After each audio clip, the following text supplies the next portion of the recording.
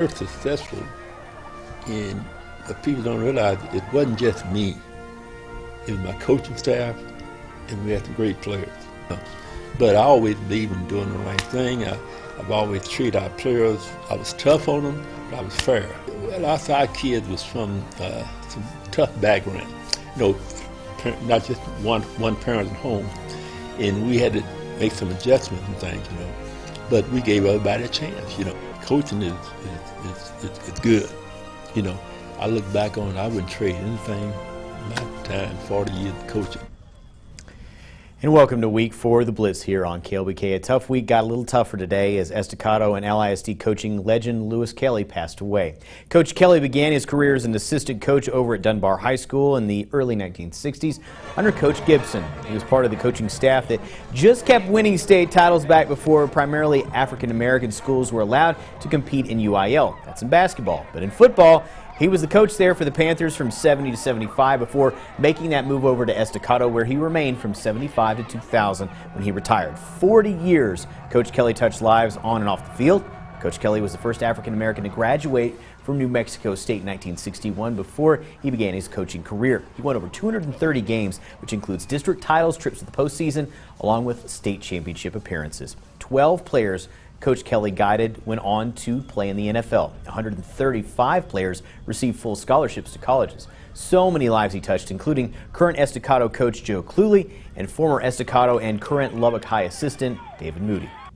We played really well, and it's not even something you're thinking about anymore. We competed well, but the most important thing is that we lost a member of our family, and a guy that our coach. We sat in here and talked about it today. That we'd look up and Coach Kelly would be standing on the track watching us, and I even get chills now thinking about it. What a unbelievable, not only coach but man, and to have him, you can almost feel his aura on the field. You look over and all of a sudden there's a guy standing there that's an absolute legend, and a better man than he was a coach, and he's one of the best coaches in the history of this state. He did so much for our coaching profession. I've known Coach Kelly most of my life when he was coaching at Dunbar, and then when he came to Estacado, he's been someone we looked up to, coaches looked up to, players looked up to, and he's been a big inspiration for me, and it's the reason why I'm coaching today.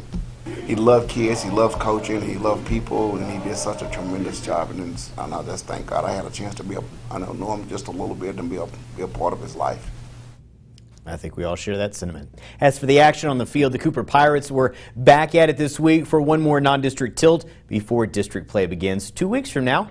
Homecoming for the 3-1 Pirates. They host the Clovis Wildcats. We'll start the action early on. The first, Isaiah Johnson gets the handoff, and you know what's coming. Yeah. 30 yards and to the house. That's a touchdown. 7-0 Cooper.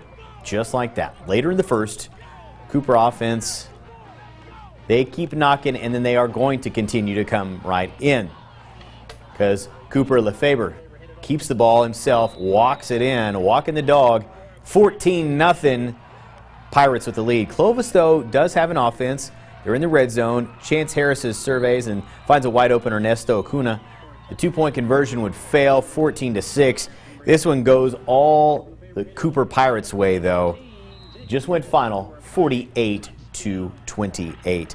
And somebody that has been on the scene all night long, really since about 6 o'clock, is our very own Ryan King, who joins us now live out at Pirate Stadium. And, it was a little bit in question, I guess, probably earlier on in the game, but it really looks like Cooper kind of took this head on and said, we're going to finish with a win going into the bye.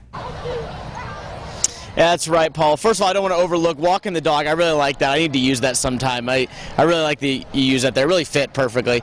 But honestly, yeah, you were right. I mean, this game, honestly, between Cooper and Clovis, we wanted to talk about the offense all week leading up to this for a good reason. Both teams do have really good offensive sides of the ball. But we talked before the game how the defense for Cooper was really going to have to come out in this one. And they showed up early. Kobe McKenzie gained an interception on the Cooper's own 15-yard line to give them great field position. They were in the backfield all night getting sacks, stopping the run.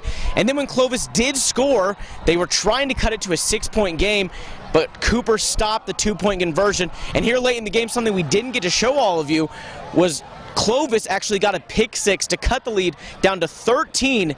But then Cooper, what did they do? They responded on the very next drive and got a pick six themselves to make it back up to 20, with the final score being 48-28. 48 points. We just talked to head coach Chip Darden after the game. He said he was happy with the offense. Too many penalties, too many turnovers, but putting up 48 is pretty impressive, and holding a Clovis team to 28 when, like I just said, one of those touchdowns was a pick six. A really good all-around performance before they get this bye week, before they go into district. 4-1 is where they sit at right now, but the defense has struggled a little bit recently, and the offense even just last week. So it was a game against a good Clovis team that we mentioned before the game beat Monterey 60-27 just 2 weeks ago. It's a good game for them to come out, and they looked good doing it on both sides of the ball. Now they have a week off to get regrouped before they go and play a Plainview team and maybe go to 5-1. But for now, Paul, we'll send it back to you in studio. Yeah, that was my inner Brad Sham there for you. I thought I would share. Ryan King live there at Pirates Stadium. Of course, down the street, District 2 5A getting underway between the Coronado Mustangs and the Lubbock High Westerners. And that's where we'll go, to Plains Capital Park, Lowry Field. Lubbock High honoring the late E.J. Holub with the sticker on the helmet in pregame recognition. First quarter, first possession. Sawyer Robertson hits Corey Fiera, and he says, see you later. That's 70 yards. That's a touchdown strike at 7-0 Mustangs. Still in the first, the same connection. And this one's for over 40 yards. And instantly it was 14-0 Mustangs. We're still in the first. Few possessions later for the Westerners. Brandon Smith trying to make something happen here, and he's going to end up getting picked off by Trip Rankin. And that's pretty much all she wrote. It was a really, really rough game for the Westerners. Let's get a check on that final score. They do get 14 points, but 45-14, and it was 31-0 with about 6 minutes to go in the first half. Friendship and Randall up in the Panhandle at, of course, Randall down 14 here on the goal line, trying to score there. They get stuffed on second down. And after a false start, they're looking to pass. Third down, but Jacoby Norman's pass is incomplete. Randall would be able to convert to the field goal, but 14-3. Friendship was just looking to score before half. Donovan Smith passing to Cooper Scott, gets the first down, and then gets them in the end zone with less than 30 seconds left. I can tell you right now, it was Friendship. They have now won 4 games on the season. That's more than they won last year, all of last year. 35-10 is your final score.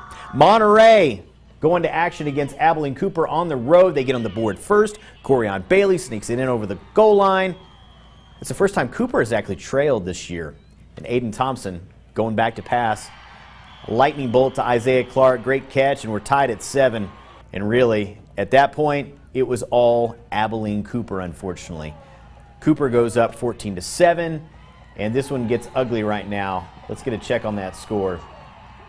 That's the latest score in the third quarter, 63-14. Abilene Cooper all over Monterey. Also want to update you on a score here. Hereford and Plainview, the Thundering Herd, better known as the White Faces, 28-7 winners over the Bulldogs in that ball game. Well,